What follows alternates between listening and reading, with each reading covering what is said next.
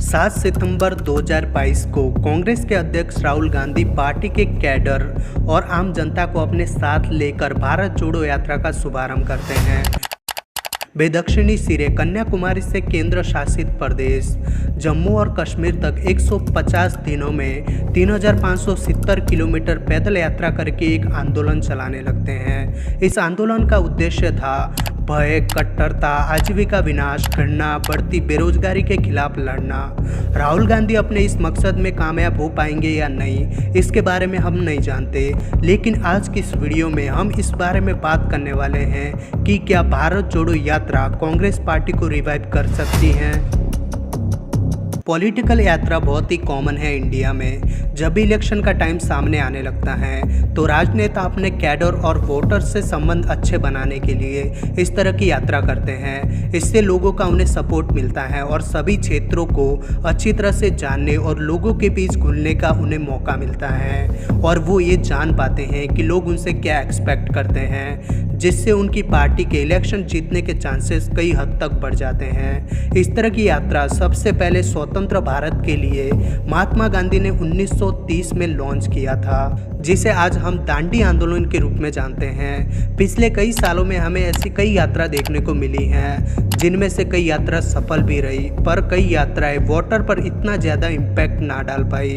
1983 में जनता पार्टी के प्रेसिडेंट और फॉर्मर पीएम चंद्रशेखर ने ऑल इंडिया पदयात्रा शुरू की थी। ये पदयात्रा शुरू हुई थी कन्याकुमारी से दिल्ली तक। इस यात्रा ने चंद्रशेखर को दिल्ली के सिंहासन का एक ट्रू चैलेंजर बना दिया था। उस समय इंदिरा गांधी का इन्फ्लुएंस देश में काफ़ी बढ़ चुका था और इंदिरा गांधी लोकप्रियता के चरम पर थी। उस समय भारतीय जनता पार्टी टूटने की कगार पर खड़ी थी।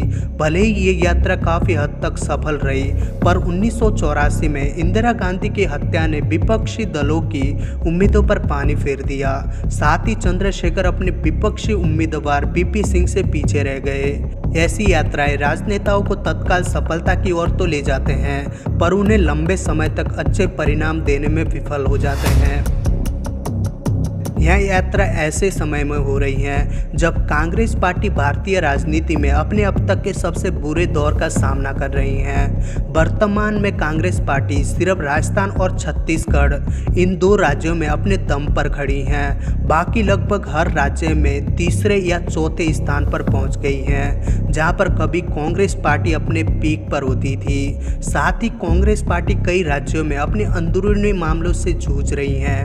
गुलाम नबी आज़ाद और कपिल सिब्बल जैसे कई सीनियर लीडर कांग्रेस पार्टी को छोड़कर जा चुके हैं। कांग्रेस पार्टी के कमजोर प्रदर्शन के कारण कई नेताओं ने पार्टी की कार्यशैली पर भी सवाल उठाया है। इस हालत में यह मान लेना कोई बड़ी बात नहीं होगी कि ये यात्रा कांग्रेस के निराश कैडर बेस में नई ऊर्जा भर देगी। इससे कई राज्यों में ठंडे पड़ चुके कांग्रेस लीडर में नया जोश आएगा और उन्हें जीतने की एक नई उम्मीद मिलेगी, जो भविष्य में आने वाले चुनावों में कांग्रेस पार्टी को जीत दिला सकती हैं। वरिष्ठ नेता शशि थरूर ने उम्मीद जताई है कि ये भारत जोड़ो यात्रा भी कांग्रेस जोड़ो यात्रा बन सकती है, जो पार्टी को एकजुट करने में काफ़ी मददगार साबित हो सकती हैं। लेकिन क्या ये भारत जोड़ो यात्रा कांग्रेस की किस्मत को बदल सकती है? इसका उत्तर हाँ या ना दोनों है। अगर ये यात्रा लोगों को कन्विंस करने में सफल रहती है तो कांग्रेस पार्टी की किस्मत बदल सकती है।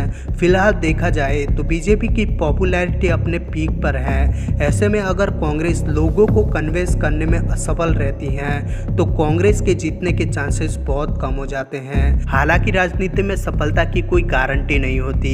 कांग्रेस उम्मीद कर रही है कि ग्राउंड लेवल पर फिर से जुड़ने का उसका ये प्रयास कांग्रेस कैडर को मजबूत करेगा और 2024 के लोकसभा चुनावों के लिए पार्टी को फिर से तैयार करेगा। यात्रा से पहले कांग्रेस ने दावा किया था कि यात्रा के लिए भारत भर में उनके कार्यकर्ताओं में बहुत ज़्यादा उत्साह है।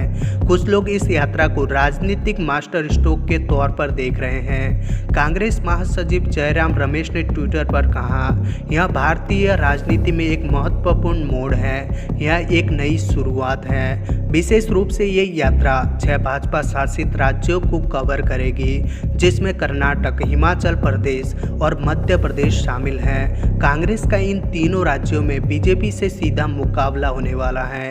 ये यात्रा चुनावी राजस्थान को भी कवर करेगा, जहां कांग्रेस अगले साल सत्ता बरकरार रखने की उम्मीद कर रही है। हालांकि इस यात्रा में गुजरात जैसे महत्वपूर्ण राज्य को शामिल नहीं किया गया है, जहां पर जल्द चुनाव होने वाले हैं। लेकिन यह कहना मुश्किल है कि आखिर इस राज्य को जानबूझकर इग्नोर किया गया है या फिर राहुल गांधी को ये पता चल गया कि गुजरात में भाजपा का इन्फ्लुएंस काफ़ी ज़्यादा है, तो गुजरात का दौरा करने से कोई फ़ायदा नहीं है। फिर भी कांग्रेस पार्टी जो अपने अंदरूनी मामलों से परेशान है और अपनी पार्टी को बचाने की कोशिश कर रही है, उसके लिए ये 150 दिनों की भारत जोड़ो यात्रा भविष्य के चुनावों के लिए अच्छी तरह टोन सेट कर सकते हैं और कांग्रेस को वो पूछ देने में मदद कर सकते हैं जिसकी उसे सख्त ज़रूरत है।